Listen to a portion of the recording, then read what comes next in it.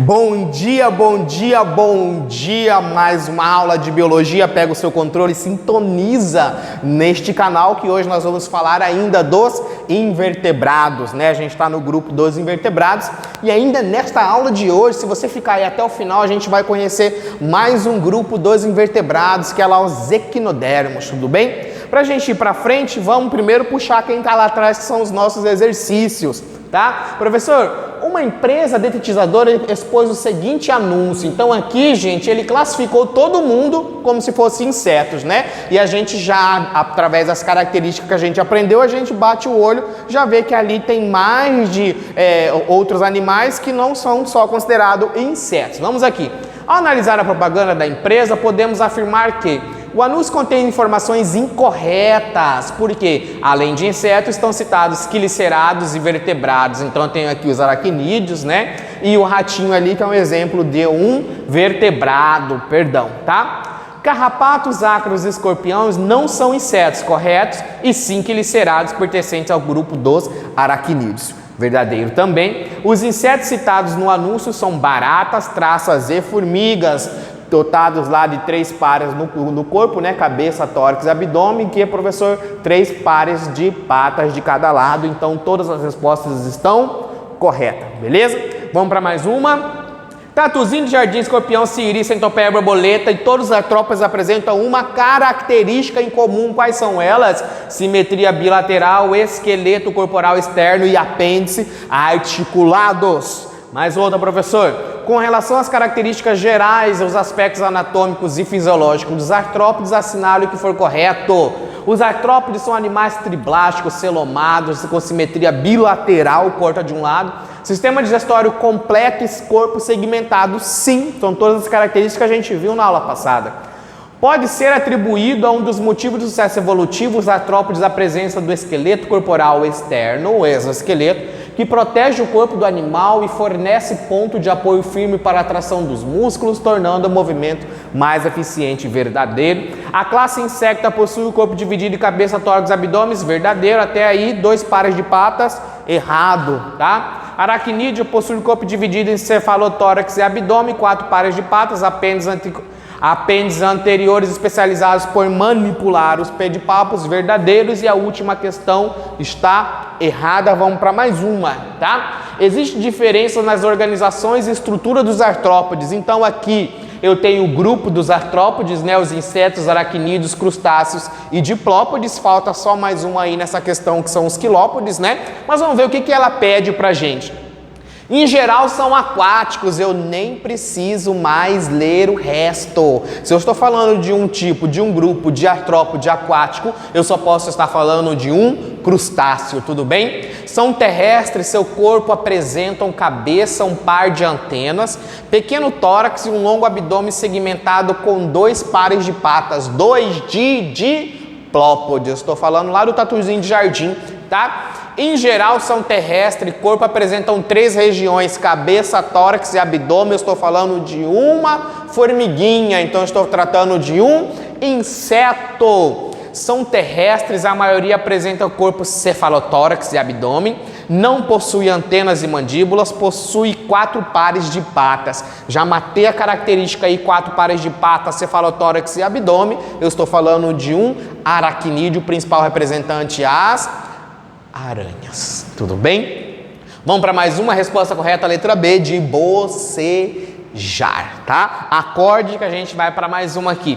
Os artrópodes são animais que apresentam exoesqueleto riginoso, que protege o seu corpo, né? Quitinoso. A rigidez desse exoesqueleto é importante, entretanto, impede o crescimento contínuo. Então, nós dizemos que os artrópodes ele tem um tipo de crescimento descontínuo. E a gente tem aqui o gráfico com a sua curva, né? De um não artrópode e do crescimento de um artrópode, que eles vão apresentar uma característica que eles fazem a muda ou a equidise, quando eles deixam essa carapaça sempre para trás para que ocorra o seu desenvolvimento. Tudo bem? Vamos para mais uma aqui. Opa, olha quem está aqui para dar uma animada na nossa aula, né? A gente tem o Patrick Swayze, né? O Patrick lá do Bob Esponja, principal representante do grupo, né? Aqui o filo equinodermatas. Ô, professor, quem são esses daqui? É o último grupo lá dos invertebrados. Então aqui existe várias características evolutivas que vão aproximar esse grupo a quem? A nós, seres humanos, né? Ao grupo de quem? Dos vertebrados, que a gente vai ver lá nas próximas aulas: peixes, anfíbios, répteis, aves e mamíferos, tudo bem? Então os equinodermatas, gente, vamos aqui para a etimologia da palavra. Equino, professor, quer dizer espinho. Dermata, né, vem o que, professor? De derme. Então quer dizer, professor, que a principal característica desse indivíduo são animais que vão ter o que, professor? A pele com espinhos, né? Além disso, gente, eles são os primeiros animais deuterostômios. Ah, professor, então aqui o primeiro animal deuterostômio, o que quer dizer isso? Quer dizer que lá no desenvolvimento embrionário, o ânus, ele vem primeiro do que a boca. Lá a gente volta na nossa aula lá, o desenvolvimento embrionário lá na gástrula, né? Onde o brastóporo ele origina essas estruturas.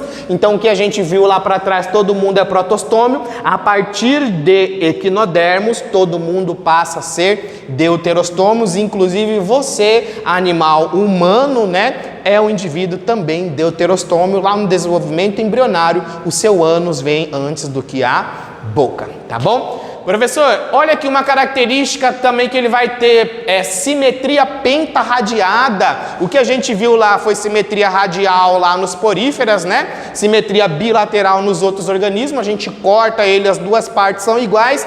Penta, o Brasil é penta, né? O Brasil é penta, é o que? 5 vezes, professor? 5 vezes campeão. Então quer dizer que pentarradiada é o quê? Que ele vai ter 5 partes iguais. O Brasil é hexa. Opa, vai ficar isso daí para vocês me dizerem lá nos comentários se o Brasil é penta ou se o Brasil é hexacampeão, viu? Eu acho que ainda a gente está no penta. Estamos dizendo aqui que ele é hexacampeão, tá? Deixa isso aí no comentário pra gente. Quero essa resposta lá no WhatsApp, tá? Então, simetria pentarradiada quer dizer que o quê, professor? Se eu fizer um corte aqui nesse indivíduo, ele vai ter 5 partes iguais. Então, aqui a estrelinha do mar, né? Ela vai apresentar 5 partes iguais. Esses indivíduos, eles são triblásticos, vão apresentar 3 folhetos embrionários, né? A ecto, endo e a mesoderme, tá? São celomados, professor, e eles não vão apresentar o que, professor? Segmentação no corpo. E o esqueleto desse indivíduo, ele é o que, professor? Ele passa a ser interno. Ah, professor, mas eu já vi a estrela do mar lá, ela rochosa, né, calcária, que eu pego ela na... Mas aquilo lá, gente, já é o esqueleto dela que sobrou. Vocês viram lá no artrópode que o esqueleto, ele é externo, a armadura que o protege? Aqui não, o esqueleto desse indivíduo, ele vai ser interno. Por quê, professor? Ele vai apresentar um endoesqueleto calcário de origem mesodérmica. Tudo bem? Então essa é uma principal característica que vai aproximar da gente. Nosso esqueleto, ele também é interno, né? É dotado de cálcio, e aqui também a estrutura desse indivíduo ele vai apresentar um endoesqueleto. Tudo bem? Então se a gente vier aqui fazer uma análise, nós temos aqui, professor, o que? O esqueleto desse indivíduo, né? E a derme, essa derme dotada de várias estruturas que eu vou frisar aqui umas. As pedicelares aqui, elas formam essa estrutura aqui como se fossem uns ganchinhos, né? Para auxiliar também no processo lá de alimentação do corpo, da fixação desse indivíduo. E as pápulas, o que quer dizer as pápulas, professor? São essas partes aqui, esses arranjos que eles vão auxiliar também lá no processo de quê, professor? De trocas gasosas, porque esse indivíduo aqui não vai apresentar coração, ou seja, sistema circulatório. Tudo bem? Vamos para mais uma aqui, só para a gente dar um ênfase nessa parte, tá? Quais são as classes desse indivíduo? Importante aqui, pessoal, é você reconhecer o animal para classificá-lo, tudo bem? Então aqui eu tenho a classe asteroide, né? Principal representante eu tenho a estrela do mar, tá? O fiuroide, professor, eu tenho aqui o principal representante desse indivíduo, né? A serpente do mar, né? Estrutura desse indivíduo. Aqui, equinoide, professor, principal representante, eu tenho o ouriço do mar. Holoturoide, né? Eu tenho pepino do mar. E a crinoide, o lírio do mar, tudo bem? E aqui com as suas principais características, vocês podem dar dando uma olhada aqui lá na sua apostila, mas o importante mesmo é bater o olho no animal e reconhecer para qual classe ele vai pertencer, certo?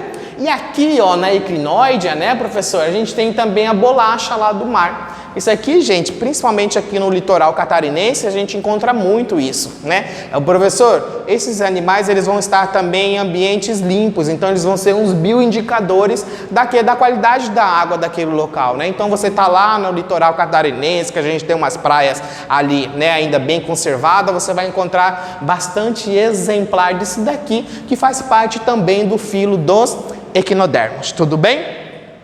Vamos para frente, que atrás não tem ninguém, a gente vai conhecer a fisiologia dos equinodermos. Os equinodermos, gente, são caracterizados por eles apresentarem uma estrutura que nós vamos chamar de sistema ambulacrário ou hidrovascular. O que quer dizer isso, professor? Quer dizer que esse sistema ele vai fazer parte de quase todos os outras organizações do corpo desse indivíduo, né? Como locomoção, captura de alimento, troca gasosa e excreção. Professor, como que isso acontece? Primeiro, gente, a água ela entra aqui por essa estrutura que nós vamos chamar de placa madrepórica, né? Então a água ela entra aqui e ela vai canalizar, tá? Ela vai entrar por esses canais aqui que a gente vai chamar de canal radial. Então ele tem 5 canais radiais no corpo desse indivíduo. Ligado aos canais radiais, nós temos aqui estruturas que nós vamos chamar de ampolas. E é aí que vai entrar a parte da locomoção desse indivíduo. Aqui, né, professor? Ligado às ampolas, nós temos estruturas aqui que nós vamos chamar de pés ambulacrários. Professor, como que isso vai acontecer? Então, a água, ela entra aqui pela placa madrepórica, né? Ela passa aqui pelos canais radiais, elas vão encher essas estruturas aqui, as ampolas, que elas vão fazer esse movimento aqui, né, de contrair, né, e relaxar. Conforme ele faz esse movimento aqui, faz com que os pés ambulacrários também se movimentem. Tudo bem? Então, a principal característica desse indivíduo aqui é a presença dessas estruturas, tá? Sistema ambulacrário, tá? Que é o que, professor? Um sistema hidrovascular que vai participar das funções lá do corpo do indivíduo e também, professor, da locomoção através dos pés ambulacrários. Aqui eu tenho o GIF para a gente representar, né? E observar ele com mais ênfase. Tudo bem? Vamos aqui. O sistema digestório desse indivíduo, professor, ele é completo, exceto lá nos ofiuroides. O que quer dizer sistema digestório completo, professor? Ele vai apresentar boca e ânus, tudo bem? Professor, aqui, né, nesse indivíduo aqui que é um ouriço do mar, eles vão apresentar uma estrutura que nós vamos chamar de lanterna de Aristóteles, professor. São estruturas assim próximo à boca desse indivíduo que vai possibilitar, que vai auxiliar esse indivíduo lá no seu processo de alimentação, tudo bem? Nas estrelas do mar, as trocas gasosas ocorrem por meio de 5 pares de brânquias dérmicas lá nas pápulas. Vocês lembram lá no início da nossa aula, aquela estrutura que fica lá na derme desse indivíduo, as pápulas? Então, professor, elas vão participar também do processo de troca gasosa. Professor, os animais não apresentam coração, então como que vai acontecer esse transporte dos nutrientes? Através do líquido celomático.